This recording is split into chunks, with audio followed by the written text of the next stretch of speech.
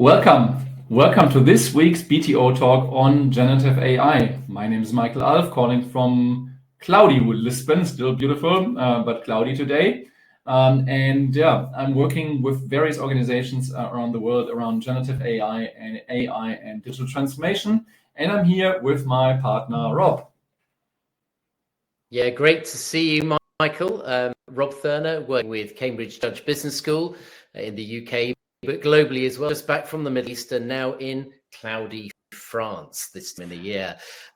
Really looking forward to our session today, Michael. So, our usual format when we run these sessions is to look at tech news, what's big in the product side, and then to look at some use cases and how organizations are moving the needle on using GenAI. So should we start there? What are the big tech moves? Anything specific, or where do you see us there? Yeah, sounds good, Rob. Thank you. Look, I think what I want to share is briefly some comments around the OpenAI o1 model, which came out. I think it still causes waves. So it's interesting because kind of this new model is really quite a level up. Yeah, so suddenly you have a much more powerful tool which can do certain things even better. And it's almost like this takes more time for people to digest. Because you have something, when you think about a car and you have a more advanced, sophisticated car which can do more, well, it takes time that you learn that, what you can do and can't do. And similar with these models. So it's almost like was a leapfrog, so a major step forward. I mean, some of the IQ tests show that o1 has an IQ from about 120 in our typical tests, which means it is more intelligent than the average. So based on these tests, which at the same time causes the interesting question, so how do you now measure intelligence? Because clearly this is artificial intelligence and not human intelligence. And you measure it still with the same tests. So what does it actually mean, 120? Does it mean something at all? And that's one big question. The other one is really the use. So for those of you who have access, again, not everyone has access. What we see aspiring is basically there are different use cases for the different models. So especially the o1 and 4.0 or 4. On OpenAI, and focus on OpenAI here for the moment, or ChatGPT then, if you use that. This new model is a reasoning model, which means some of the typical things you do, this kind of revisiting things and fine-tuning things and results, is done internally. And you only need that when you need this reasoning. So, and for all the other areas, the much cheaper and faster model 4.0 or 4 mini is a lot better.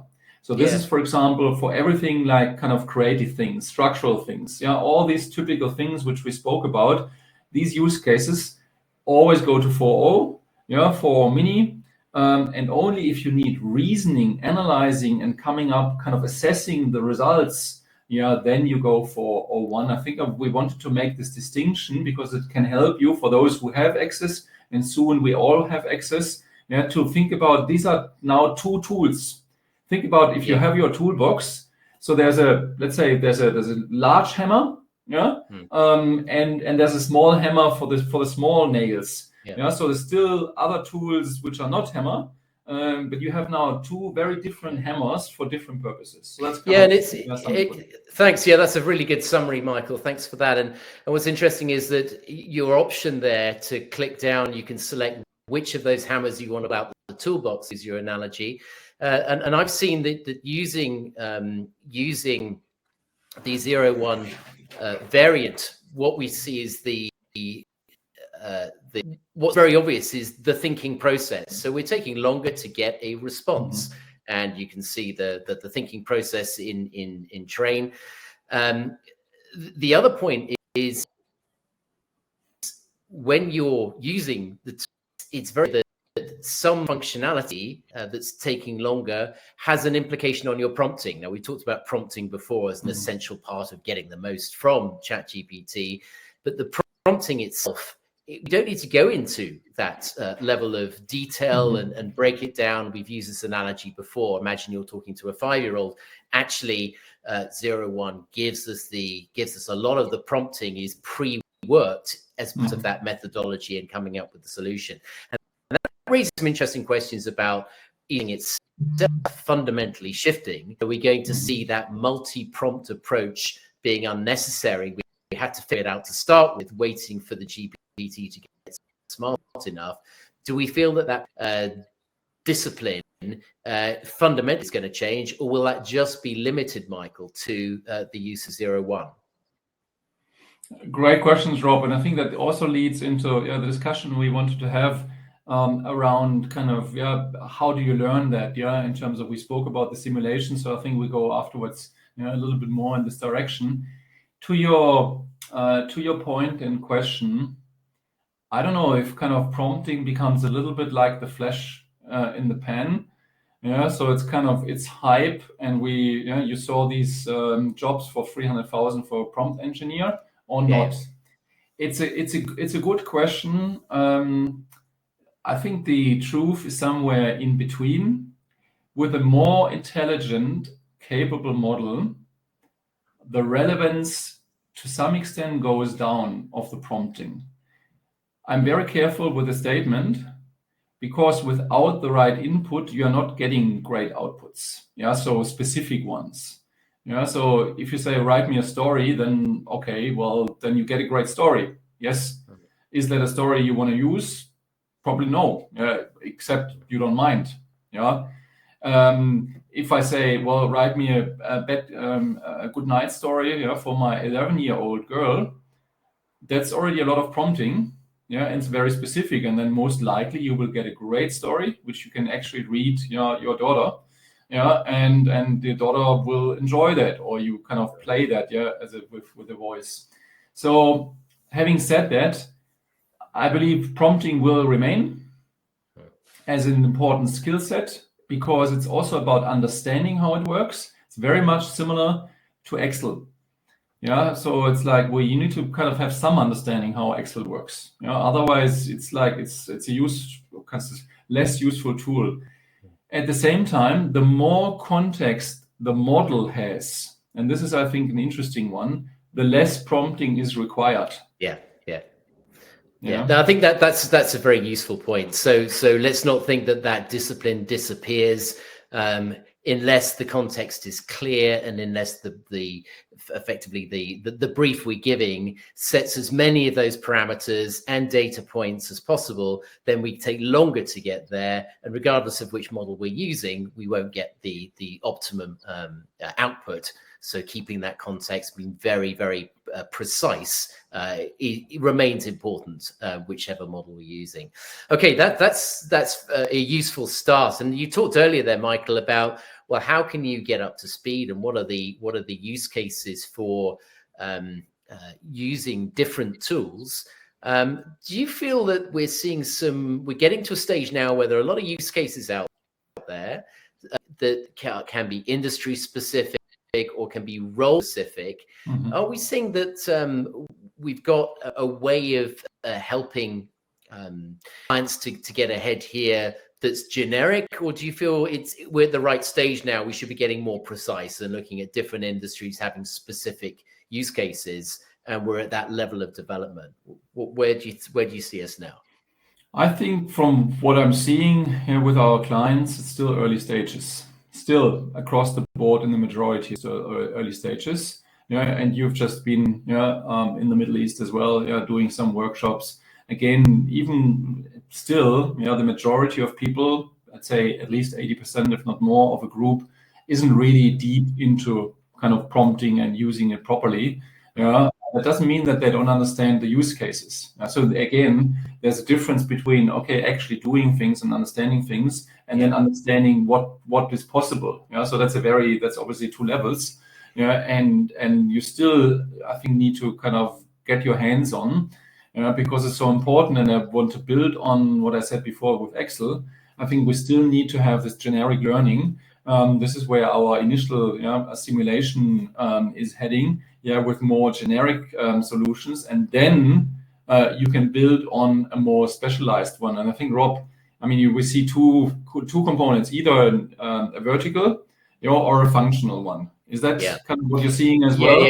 Yeah, absolutely. So I would say my experience this week has been working as we do in workshops with a particular brief and having the teams come up with their solution, get out ChatGPT, create your own framework, and then develop your solution and present it.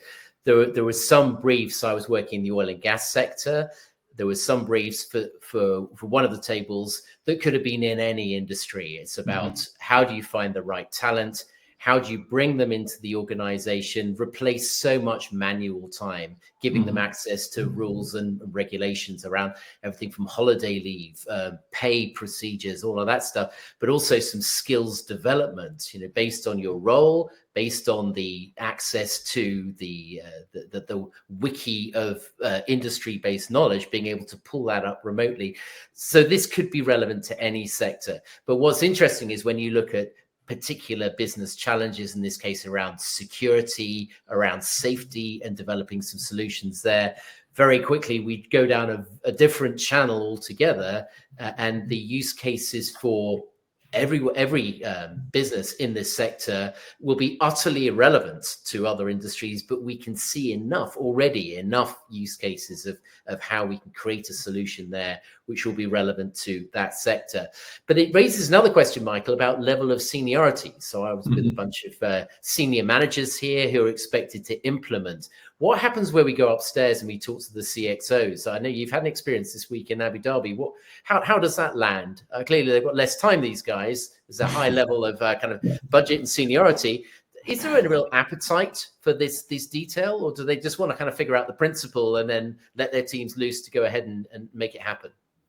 It's a great question and observation. And in my sense is, for the whole generative AI and to some extent AI, it is a slightly different situation than with other technologies, in the sense that the awareness usually on the top, the CEO, C-level, these guys who are open and listening and talk to other CEOs and top consultants and others, they understand magnificence and significance of the generative AI development. So this steam engine of the mind and things like that we talked about before, that this will impact pretty much every single role. And therefore, I think there's a little bit more attention and awareness also on this very senior level. So this kind of previous approach to, yes, I understand it in principle, and now I have my teams working on that. I think it works less, because it's impacting your own work. Suddenly you have something which actually does impact the work you do, how you structure things, how you present, how you write kind of summaries. Like, you do a lot of these things which are outside, obviously, of communicating with your leadership team, which is still the majority of the work, clearly. But it influences your day-to-day work, and therefore I think this opens kind of the necessity for the senior leaders to really deep dive into it. And the example this week was upcoming CEOs and C-levels in a very, very large organization. And this was on AI-enabled digital transformation simulation. And what was interesting, the first question was relatively simple in the way where you have to take everyone on the journey and things like that, and communicate and get stakeholders on board, all the typical things you do. Then we had scenarios that were much more specific and much more technical.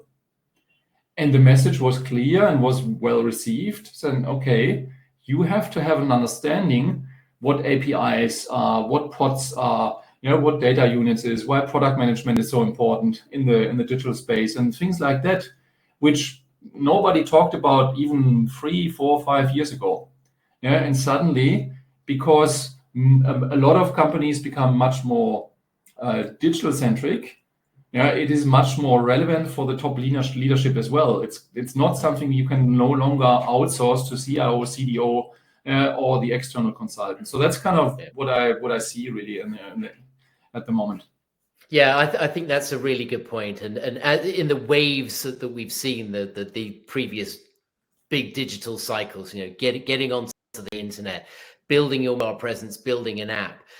We're in a position now where there's so much more at stake and the implications are so much more widespread. But it's a really interesting point you raised there, that given the kind of personal dynamic here, it's so important for those in CX positions to be fully cognizant of what can be done.